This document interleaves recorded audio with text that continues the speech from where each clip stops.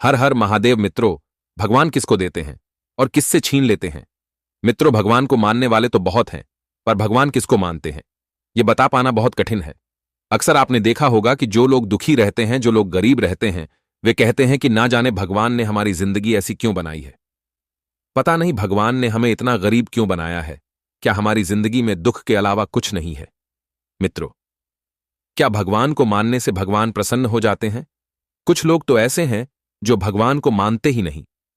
वे उस भगवान को ही नहीं मानते जिसने उसे मानव शरीर दिया। मित्रों, कुछ लोग सोचते हैं कि यदि भगवान है तो वे हम पर कृपा क्यों नहीं करते। मित्रों, भगवान कब प्रसन्न होते हैं और कब नाराज होते हैं, जिस दिन यह समझ लिया, उसी दिन से आप भगवान की भक्ति में लीन हो जाएंगे। मित्रों, भगवान ने ही इस सृष्टि को बनाया है, भगवान ने ही प्रकृति का निर्माण किया है और भगवान इस संसार के कण कण में है। मित्रों, यह कहानी बहुत ही ज्ञानवर्धक है। जिसने भी इस कहानी को ठीक से समझ लिया, उसकी कई पीढ़ियों को गरीबी नहीं देखनी पड़ती है। मित्रों, इस कहानी में आपको कई महत्वपूर्ण प्रश्नों के उत्तर मिलने वाले हैं। कृपया इस कहानी को अंत तक अवश्य देखें। मित्रों, यह कहानी है एक गरीब कुम्हार की है। किस तरह उस गरीब कुम्हार को भगवान ने करोड़पति बना दिया। इस कहानी में आपको यह भी सुनने को मिलेगा कि धोखा देने और विश्वासघात करने वालों को भगवान कौन सा दंड देते हैं। साथ ही इस कहानी में यह भी जानने को मिलेगा कि सबसे बड़ा पाप क्या है। कहानी शुरू करने से पहले यदि आप भी भगवान शिव जी सच्चे भक्त हैं तो कमेंट में हर हर महादेव अवश्य लिखें। एक समय था जब किसी गांव में एक कुम्हार रहता था। कुम्हार बहुत ही गरीब था। बहुत कोशिश करने के बाद उसे सही से 2 वक्त की रोटी नसीब नहीं हो पाती थी। वह कुम्हार मिट्टी के बर्तन बनाने का काम करता था, लेकिन उसके पास ऐसी कोई अपनी जगह नहीं थी जहां वह स्थायी रूप से वहां बैठकर अपना काम कर लेता। फिर उसे चौराहे के किनारे थोड़ी सी खाली जगह मिल जाती है जहां वह कुम्हार का काम चालू कर देता है। दिन भर में वह इतना ही पैसा कमा पाता था जिससे उसकी जीविका चल जाती थी। मित्रों, कहते हैं कि संतोष का फल मीठा होता है।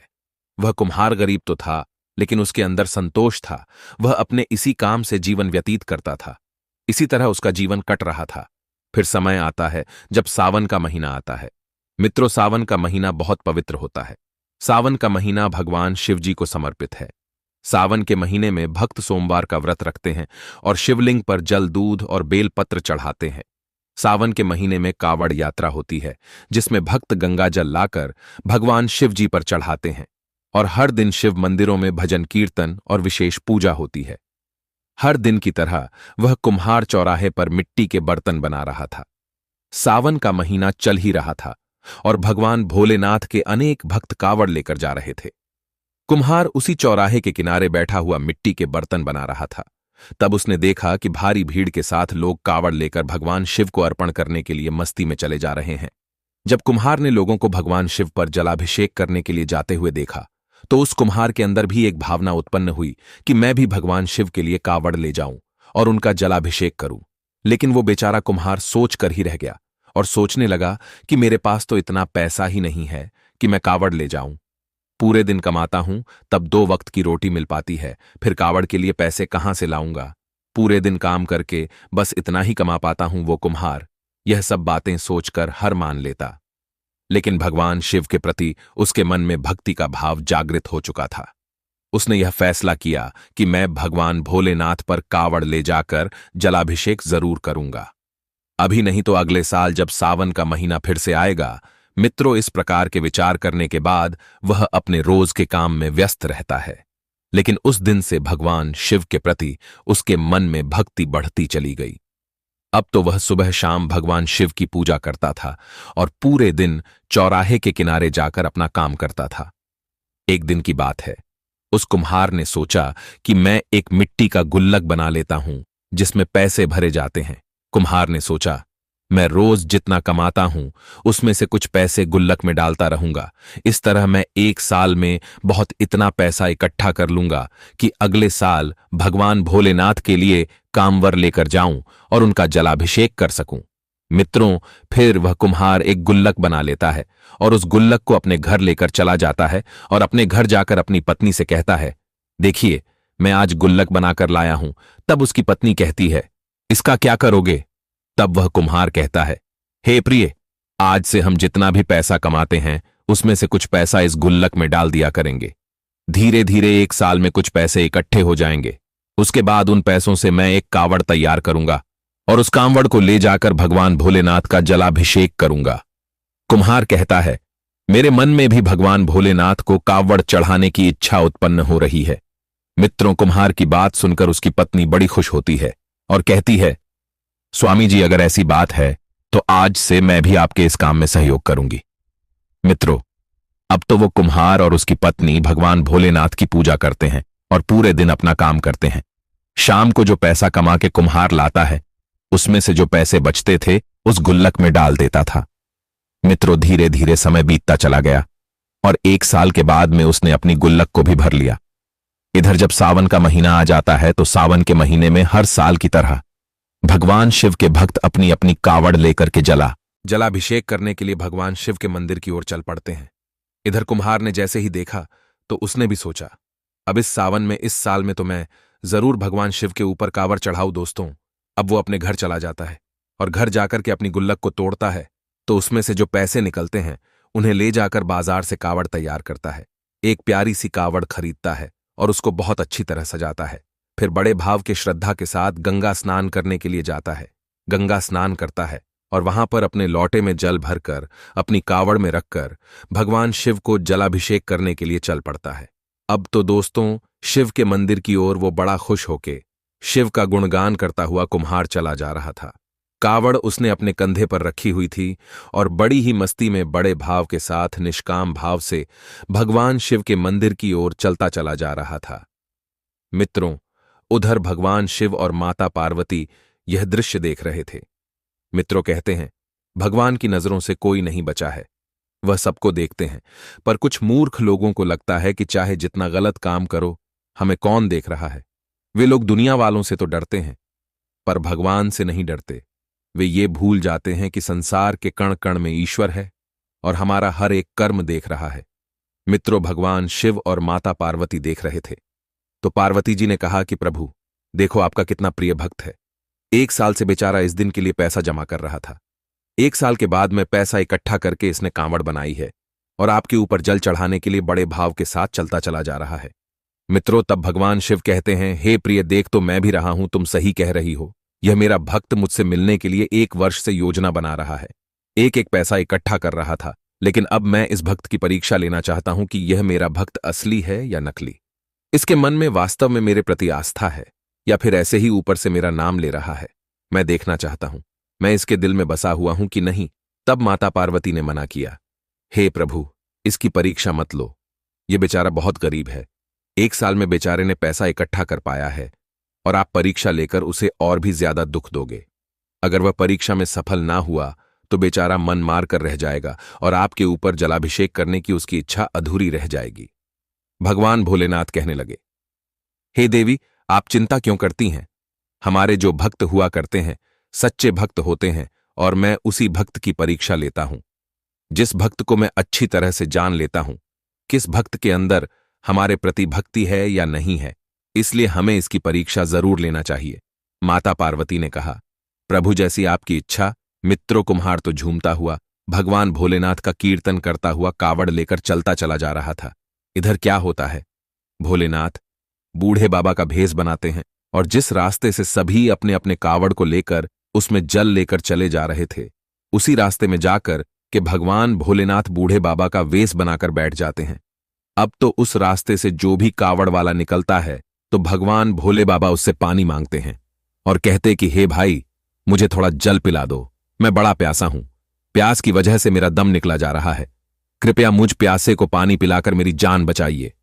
मित्रों, एक दीनहीन बूढ़े आदमी को देखकर वे कावड़ वाले उसे देखते हैं और कहते हैं, कैसा पागल बुढ़ा बैठा हुआ है, कह रहा है जल पिला दो। इसे यह भी नहीं पता कि यह जल हम भगवान शिव पर अभिषेक करने के लिए ले जा रहे हैं। अगर यह जल हम इसे पिला देंगे तो भगवान भोलेनाथ पर क्या चढ़ाएंगे? अब यह बुढ़ा मरे तो मर जाए, हमें इससे कोई मतलब नहीं। हम यह जल इसे पिलाकर अपनी कांवड़ यात्रा रद्द करने वाले नहीं हैं। मित्रों, वहां से जितने भी श्रद्धालु गुजरते हैं भगवान शिव बूढ़े बाबा के भेष में सबसे पानी का आग्रह करते हैं, मगर कोई भी उन्हें पानी पिलाने के लिए तैयार ना होता है। उधर माता पार्वती भी देख रही थी कि इतने लोगों में कोई भी मेरे स्वामी को जल नहीं पिला रहा है। कैसी भक्ति है जो एक मनुष्य का दुख किसी को नजर नहीं आ रहा है। मित्रों, बहुत देर के बाद में जब वही कुम्हार आता है जो भगवान की भक्ति में लीन था, और जैसे ही वह उनके सम्मुख आता है, भगवान के पास से होकर गुजरता है। बूढ़े बाबा के भेष में बैठे हुए भगवान भोलेनाथ उसे रोक लेते हैं और कहते हैं कि बेटा, मैं बहुत प्यासा हूं, प्यास से मेरा दम निकल रहा है। अगर मुझे पानी नहीं मिला तो मेरे प्राण निकल जाएंगे, मैं मर जाऊंगा। मैंने कई कावड़ियों से जल मांगा, लेकिन एक बूंद जल किसी ने मुझको नहीं दिया। मैं प्यासा मर रहा हूं। कैसे ये भोलेनाथ के भक्त हैं जो किसी प्यासे को एक बूंद पानी भी नहीं दे सकते। बेटा, बहुत बड़ी मेहरबानी होगी अगर आप हमें यह जल पिला देंगे, तो जिस लोटे में आप ये जल लेकर जा रहे हो, ये जल ही मुझे पिला दो तो मेरी जान बच जाएगी। दोस्तों, बूढ़े बाबा की बात सुनकर कुम्हार रुक जाता है और बूढ़े बाबा की ओर बड़े गौर से देखता है। सोचता है, ये बाबा बहुत प्यासे मालूम पड़ रहे हैं, इसीलिए मुझसे जल मांग रहे हैं। जल तो मैं इन्हें पिला दूं, लेकिन यह जल तो मैं भोले बाबा के ऊपर चढ़ाने के लिए ले जा रहा हूं। मैंने 1 साल से पैसे इकट्ठे किए थे, तब यह कावड़ सजा पाई है। बड़ी मेहनत की है और बड़ी खुशी से यह कावड़ में जल लेकर मैं जा रहा हूं। 1 साल से मैं इंतजार करता रहा कि कब सावन का महीना आएगा तो मैं भगवान शिव के ऊपर जलाभिषेक करूंगा। 1 साल के बाद मेरा यह सपना पूरा हुआ है। मित्रों, कुम्हार सोच विचार में डूबा हुआ था। इतने में बूढ़े बाबा कहते हैं, बेटा, क्या सोच रहे हो? मैं प्यास से मरा जा रहा हूं, जल्दी से पानी पिला दो, नहीं तो मेरी मृत्यु हो जाएगी। बूढ़े बाबा को पानी के लिए गिड़गिड़ाता हुआ देखकर कुम्हार एकदम करुणा से भर जाता है। उसने तुरंत भगवान भोलेनाथ से क्षमा मांगी। कहने लगा, प्रभु, मुझे माफ करना। मैं यह कावड़ और जल अगले साल आप पर चढ़ा दूंगा, फिर से पैसा इकट्ठा करूंगा, फिर से गुल्लक में जमा करूंगा, और अगले साल जब सावन का महीना आएगा तब मैं यह जल आपको अर्पण करूंगा। यह जल तो मैं बूढ़े बाबा को पिलाए देता हूं। हे प्रभु, मुझे क्षमा करना, क्योंकि यह बूढ़े बाबा प्यास से व्याकुल होकर के मर रहे हैं, और मेरा धर्म है कि मैं पानी पिलाकर इनकी जान बचाऊं। अगर यह जल के बिना मर जाएंगे तो मेरा आपके ऊपर जल अभिषेक करना व्यर्थ हो जाएगा। सर्वप्रथम मेरा धर्म है कि मैं इनकी जान बचाऊं। अगर पानी के बिना यह मर गए तो मुझे भारी पाप लगेगा। मित्रों, यही सोचकर कुम्हार ने वो जल उन बूढ़े बाबा को पिला दिया।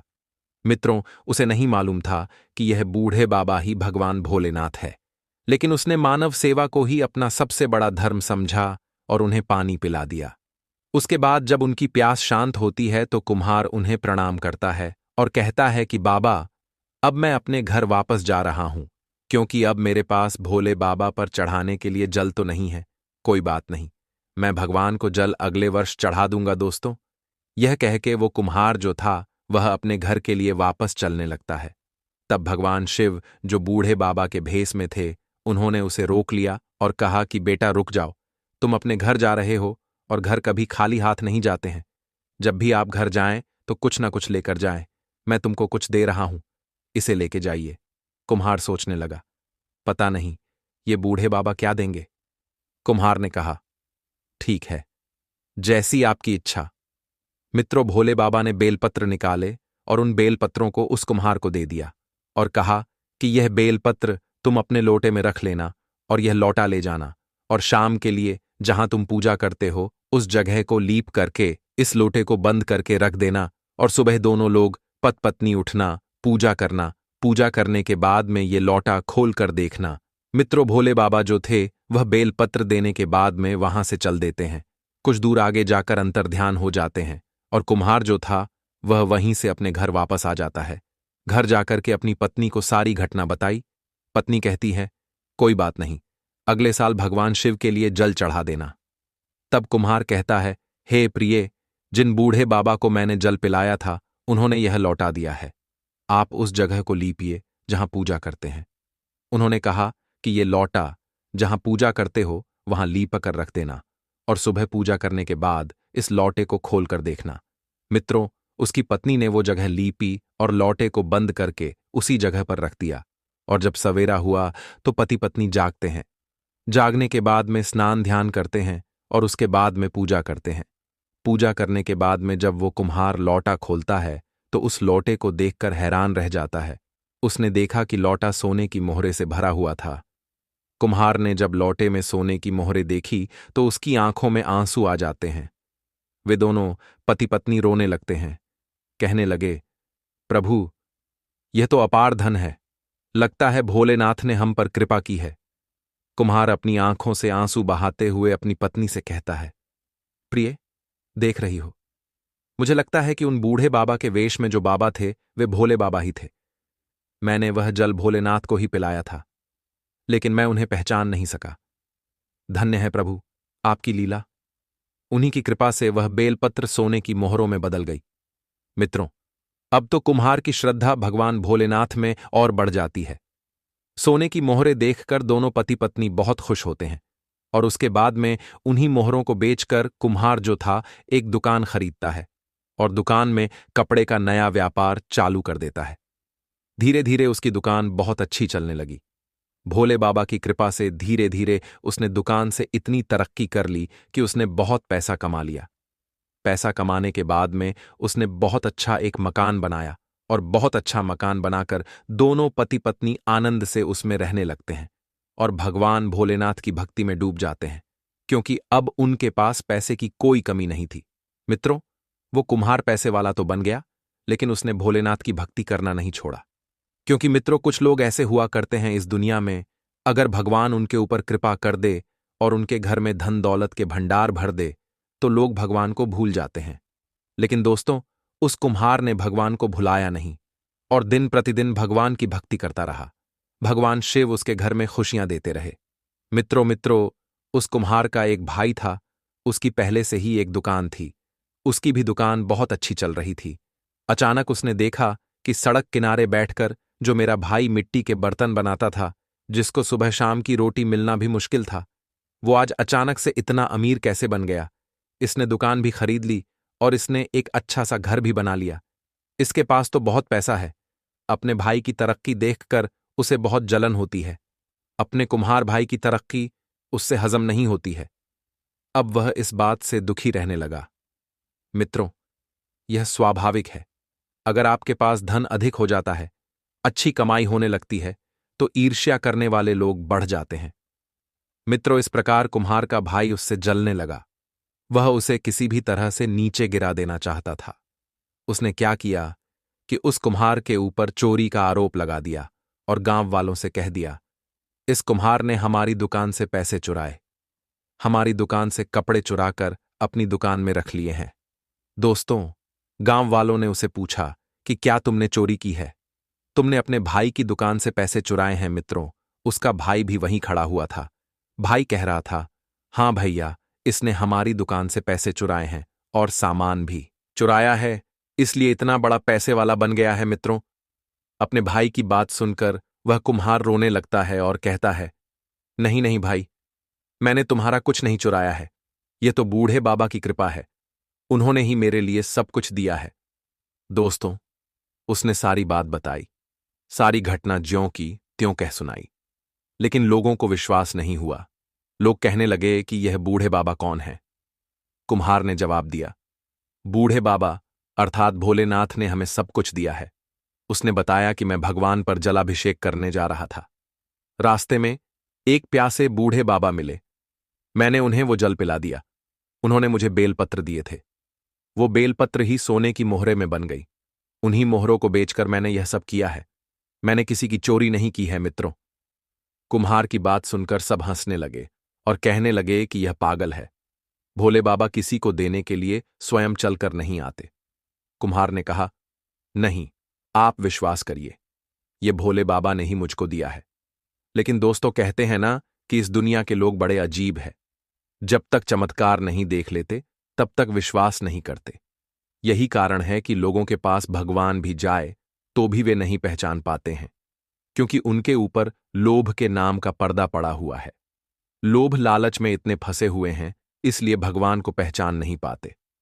और दोस्तों, यह बात सच है कि जिस इंसान के ऊपर लोभ लालच माया का पर्दा पड़ा हुआ है, माया ने उसे ढक लिया है, तो भगवान अपने रूप ही क्यों ना आ जाए तो भी लोग उन्हें नहीं पहचान पाएंगे। मित्रों, गांव के लोगों ने कहा, यह कुम्हार हम सबको बेवकूफ बना रहा है। भोले बाबा किसी को आकर के कुछ नहीं देते। दोस्तों, वो कुम्हार बहुत रोया। फिर भोले बाबा से शिकायत करता हुआ बोला, हे प्रभु, आपने यह क्या कर दिया? मुझे तो आपने यह धन तो दे दिया और मुझे मिल भी गया। आपकी कृपा से मेरे पास सब कुछ हो गया। यह सब आपका है, आपने दिया है। पर आज मुझे चोर बना दिया गया। इस संसार के लोगों ने मुझे चोर बना दिया है। संसार के लोगों की छोड़ो, मेरे भाई ने ही मुझे चोर बना दिया। इससे अच्छा तो यही होता कि आप मेरे लिए सब कुछ देते ही ना। मैं गरीब ही रहता तो कम से कम मैं चोर तो नहीं बनता मित्रों।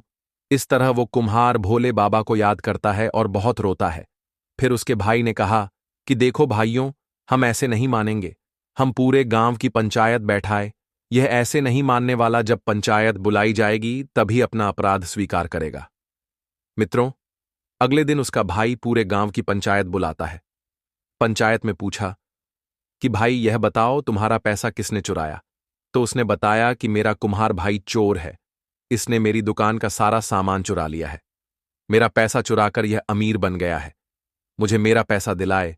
ये मेरा भाई वाई कुछ नहीं है। भाई के नाम पर कलंक है। मुझे क्या पता था ये इतना बड़ा चोर है। मेरा सारा पैसा चुरा लेगा।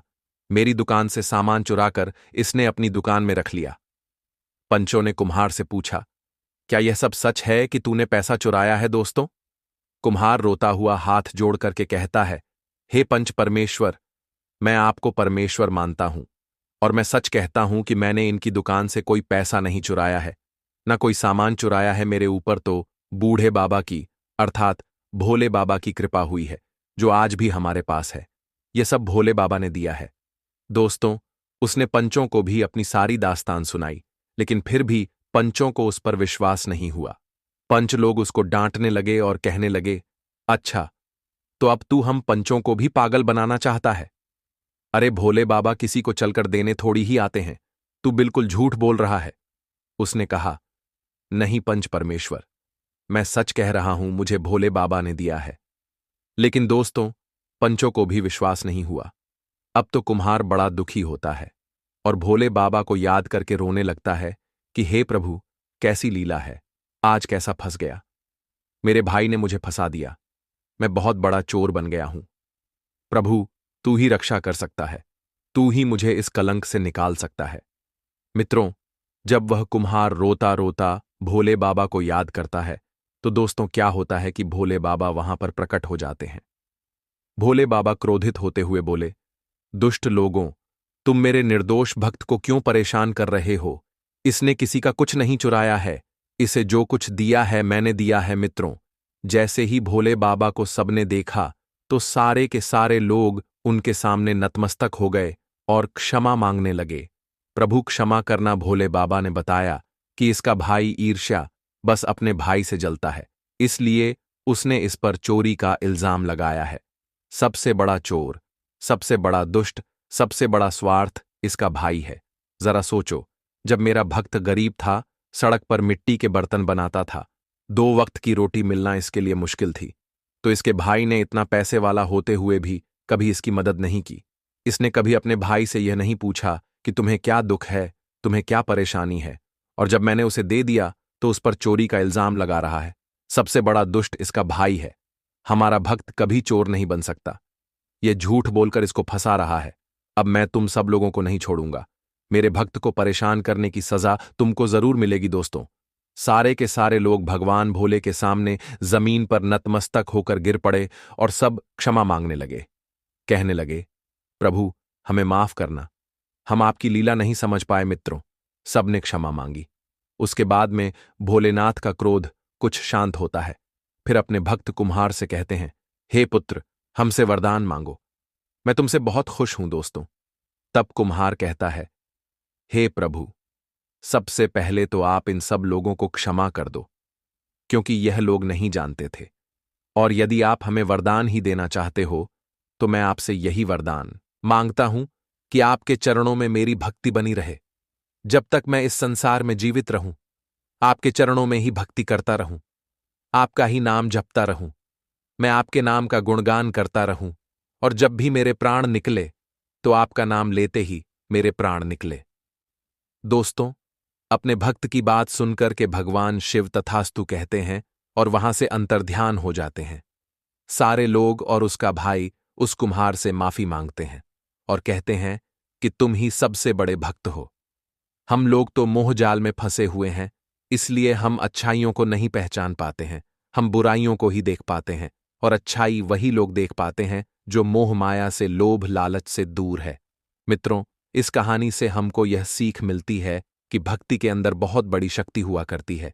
जिन भक्तों के अंदर भगवान से प्रेम है, निस्वार्थ भाव की सेवा है, उन्हें ही भगवान की कृपा मिलती है।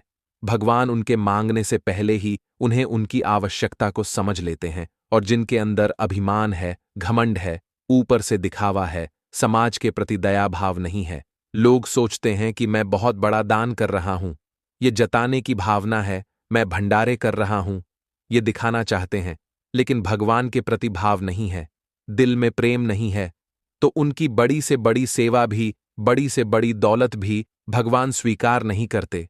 भगवान उसी से प्रसन्न रहते हैं जो सब जीवों के प्रति दयावान रहता है, जिनके हृदय में जीवों के प्रति कठोरता है, दया की भावना नहीं है। वे रात दिन भगवान के मंदिर में बैठे रहे, फिर भी भगवान उनकी नहीं सुनते।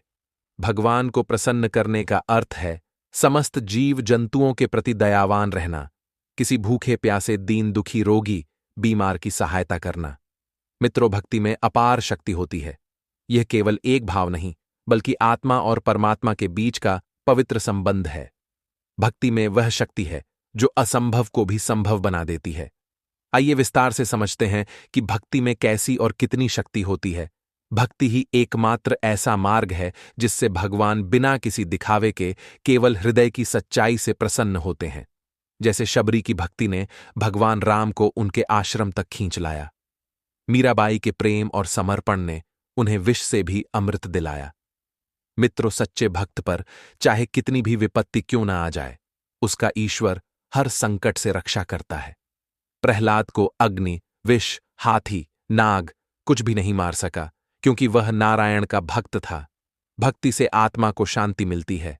जब इंसान संसार की मोहमाया से थक जाता है, तब उसे भक्ति ही राहत देती है। गरुड़ पुराण, भगवद गीता और अन्य धर्म ग्रंथों के अनुसार भक्ति मार्ग से मोक्ष प्राप्त किया जा सकता है। भक्ति बिना मुक्ति नहीं। मित्रों, उम्मीद करते हैं यह कहानी आपको अच्छी लगी। मित्रों, वीडियो को लाइक करें और चैनल को सब्सक्राइब करके कमेंट में हर हर महादेव अवश्य लिखें।